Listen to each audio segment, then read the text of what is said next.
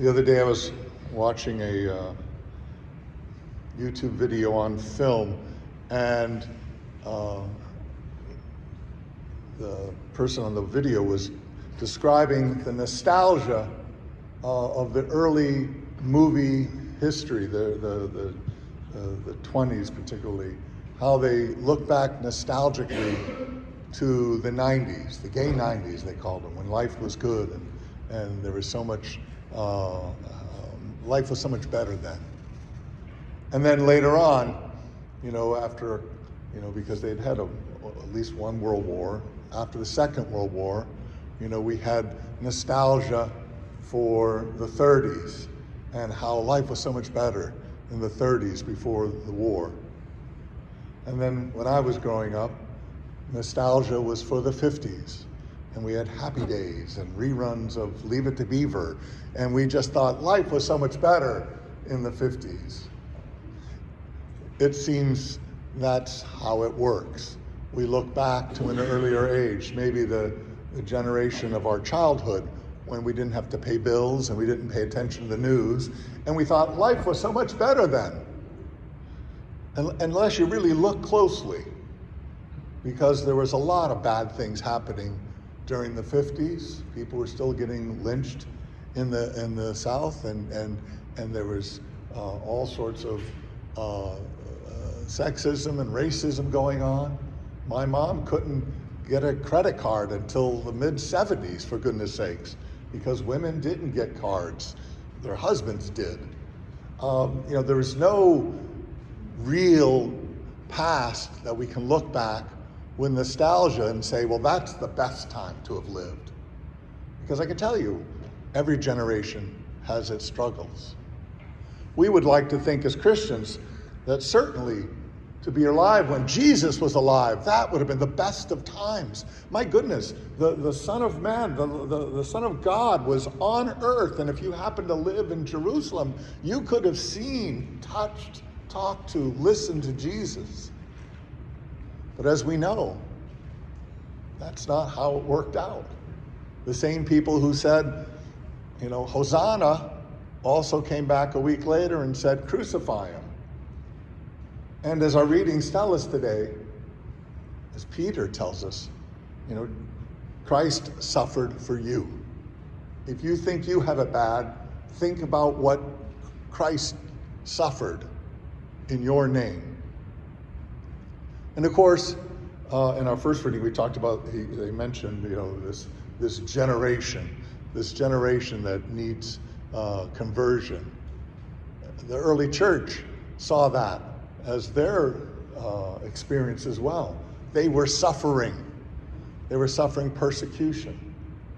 It seems every generation of Christianity is either suffering or is somehow,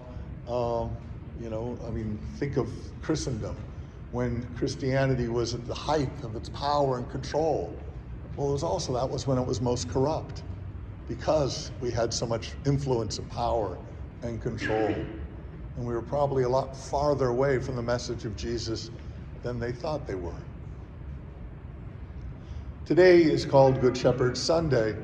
And the interesting thing is, in the gospel, Jesus says, I am the gate.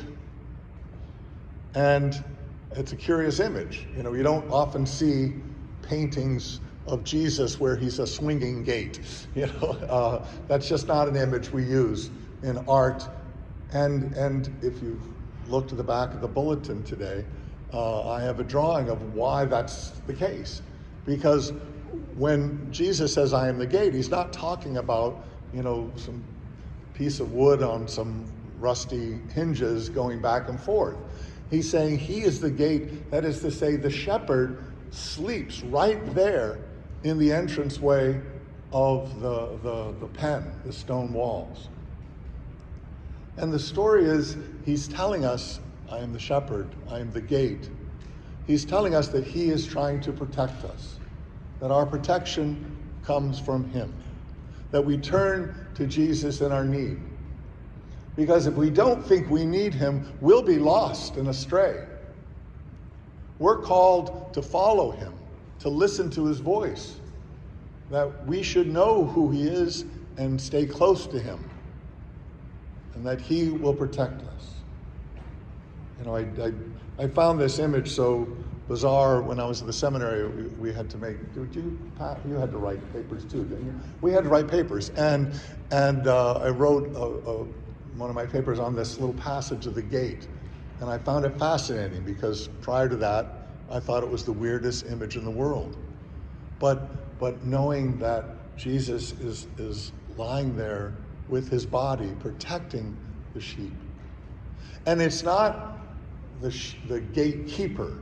You know, we think of the gatekeeper, we think of separating the sheep from the goats. That's not the message today. The message today is stay with me, I will protect you. And when we're called to imitate Christ, we're not ever called to imitate the gatekeeper who separates the sheep and the goat, who decides who is worthy and who is not. That's when we get into trouble.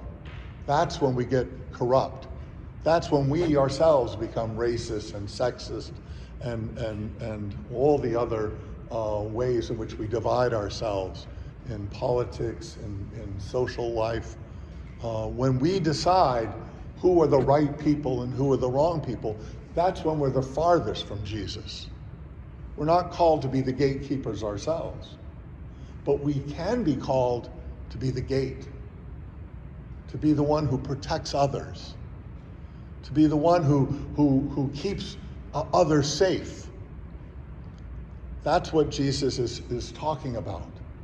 His love for us and his desire that we are cared for. We are called to love and care for others. And every generation has its own challenges on how we're to do that. The generation that we are in now, some of us look back to the 50s or earlier times. Some look back to the 90s and think, wow, that was the greatest.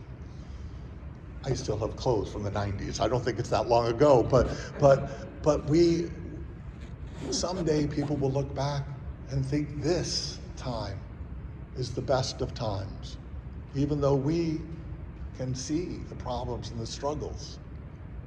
Every generation struggles. Every generation has a falling away from who we're called to be.